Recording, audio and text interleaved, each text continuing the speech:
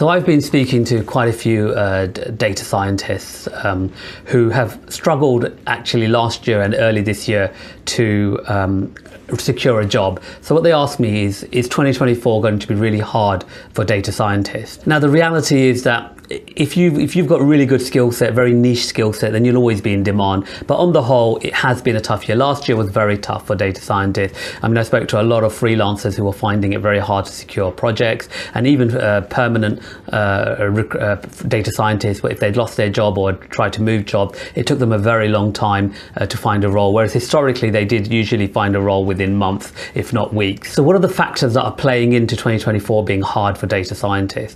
Now, one of the things that we're finding is that clients are cutting back on spending generally because it's tough economically. It's tough. The country's sort of flat, not growing much. And so what's happened is companies look at where they can cut back on. Now, one of the things about the work in data space is that businesses can still operate without using data to drive decision making or to drive competitive advantage, because you can still carry on the business without your data function. And so what's happened is companies that have a data function, when someone's left or quit or for some reason they're not going to re-recruit someone, then what they do is they just put a freeze on hiring. And so what happens is that organically the data team shrinks and they're not recruiting, and therefore there aren't any jobs in the marketplace, and definitely they're not going to start creating new roles, so therefore the number of available posts has shrunk.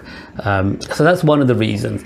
The other reasons is that companies are looking at the value that data drives them. A lot of them are putting a lot of scrutiny on it. So historically they've been okay with data scientists building models and experimenting and driving sort of value, and it was okay to fail, and then the business at least could see where data would take them. And now there's much more scrutiny on this area, is to understand, is data driving actual tangible benefit? And what they mean by tangible, does it drive revenue?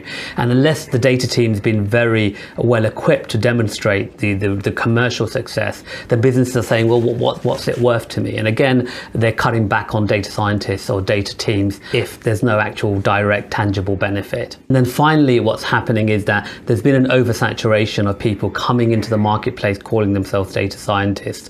And so what you're finding is that when you are applying for a job, before there'd be a handful of other people applying for a job, now there are thousands of people, hundreds if not thousands of people applying for a job. And one of the things that's made it more complicated for recruiting managers to work out if a data scientist is good is that there are a lot of now low code, no code tools that allow data scientists to run models without actually knowing what they're actually running. So they're able to run a model and get a result, but they don't actually know what they're running. And so what happens is that if you're a very experienced, very seasoned data scientist who has all the background knowledge, you're competing with people who've just come onto the marketplace. They can use these tools to run these models, and they're probably much cheaper, or their salary is much lower than yours is. So in 2024, I reckon, for the remainder of the year, it's going to be very tough for data scientists, especially in the UK, to find a role. It's not to say that there aren't jobs available. There are definitely, if you check on LinkedIn or Indeed, you'll find lots of data scientist roles,